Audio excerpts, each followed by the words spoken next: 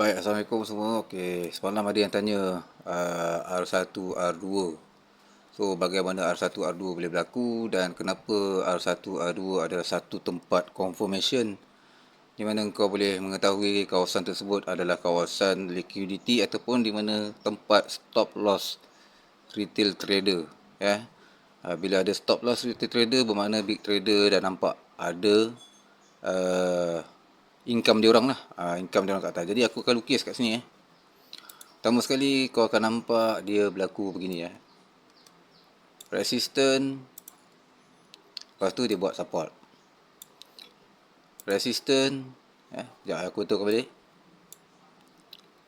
Buat sini lah, sekejap. Satu kat sini resistant, di sini sikit. Resistant, kemudian dia akan buat dua kali resistant.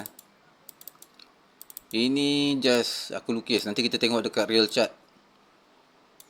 Real chart aku tunjuk kat real chart, semua kat real chart. Resistant. So, bila dah nampak dua resistant dipanggil double top. Biasa double top orang buat apa? Orang sell kan? Bila ada orang sell, kat mana stop loss mereka? Kat mana stop loss mereka? Stop loss berada di atas.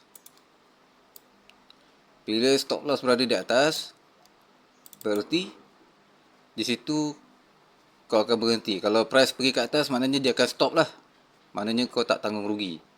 So, aku tulis kat sini R1, R2 Aku letakkan kat sini R1, R2 di mana dia berlaku resisten pertama dan resisten kedua. Kenapa dia berlaku R1, R2? Sebab ini kawasan market yang dia orang tengah berjual beli. Kadang-kadang kalau kau tengok tu dia sideway kan. Dia ada R1, R2, R3. So kau dah jaga-jaga, kawasan ni memang kawasan yang berbahaya. Jadi R1, R2 ni adalah satu tempat di mana retail trader suka sell. So, bila stop loss kat atas, apa yang berlaku? Big trader dah nampak. Dia orang nampak kat mana korang letak stop loss. Dia orang tahu. Dan kau kena tahu stop loss yang ada dekat kawasan tersebut bukan kau seorang je letak. Jadi ramai yang retail trader letak stop loss tadi. Jadi price akan naik ke atas. Ambil kau punya stop loss dulu. Ini yang banyak MC ni. Sebab tak tahu. Lepas tu baru terjun. Baru terjun. So aku betulkan sikit lukisan ni. Agak buruk kan lukisan yang aku buat kan. Sebab dia sebenarnya kena buat besar. Dia bukan buat kecil, buat besar. So dia jadi R1, R2, lepas tu price naik ke atas, kerja liquidity. Liquidity ada kat atas di mana itu adalah kawasan stop loss. Aku tulis tadi stop loss SL. SL. Stop loss lah. SL. So ini adalah kawasan SL korang. Tapi sebelum dia berlaku R1, R2 ni, dia adalah confirmation di mana kau kena jadi seorang pemikiran yang big trader juga. Jadi kau kena faham bila ada R1, R2 tu kau kena sell kat atas. Kita kena follow big trader. Macam mana kita tak tahu benda ni confirmation? Pertama sekali kau kena tengok belah kiri. Biasanya kalau kau tengok ni kau tak boleh pakai handphone, kau kena pakai komputer atau laptop Kau kena tengok belah kiri Biasanya berlaku apa belah kiri? Okey, belah kiri dia akan berlaku begini Dia akan berlaku begini. Ada high. Biasanya head and shoulder lah. High low. Higher high. Kemudian dia buat lower low. Dia buat lower low kat sini. Dia buat lower low tu ada. Sebelum dia buat lower low tu dia ada base drop. Drop base drop. Dia biasa akan manipulate price kat situ. Dia akan buat drop. Base drop. So video ni aku akan buat pendek sebab nanti kita nak tengok kat dalam real chart. So dia buat drop base drop. Okey, nampak? Bila dia buat drop base drop, bermakna ada base lah kawasan tu. Base tu kuat sebab di break oleh support. Di belakang ni ada support. Sekejap aku tulis support lah. Ini adalah support. Aku tulis S saja.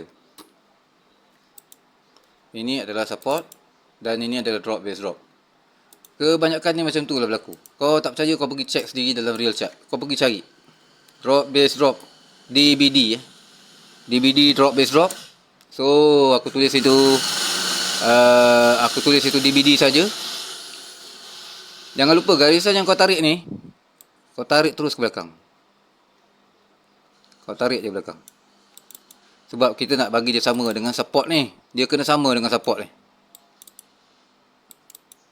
Support ni, base ni kena sama. Di sini dipanggil SR flip. Di mana dia flip kawasan tersebut. Sebab dia ada support, dia jumpa resistance, dia automatik dia dipanggil SR flip. SR flip. Sama je, SR flip ataupun dipanggil support resistance lah. Lebih kurang lah. So, ini yang berlaku. Bila dah ada R1, R2, ramai orang akan sell kat sini. Sebab apa? Dia dah jadi kawasan SR flip dan orang nak sell, betul tak? Bila nak sell, orang pun letak stop loss kat atas.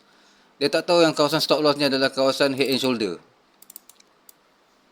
Tu. Bahu kanan, bahu kiri. Ni dipanggil QM late retest. QM quick retest dia macam ni. QM quick retest dia lagi cepat. Dia high, kemudian dia low, kemudian dia higher high, kemudian dia low low, kemudian low high, lepas tu dia terus terjun. Ini QM quick retest. Dia cepat. Dia cepat pergerakan laju. So ini dipanggil QM quick retest, di mana bahu kanan bahu kiri dah bertemu. Dah bertemu. Lepas tu press terjun. Ini dipanggil quick retest. Okey, so aku tulis bawah ni, ini adalah QML quick retest. QML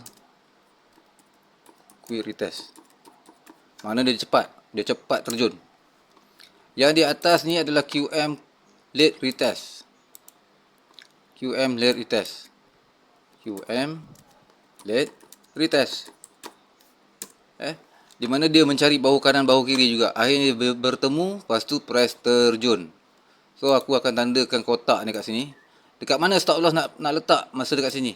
Stop loss adalah di kawasan head and shoulder, di mana dekat sini ada higher high.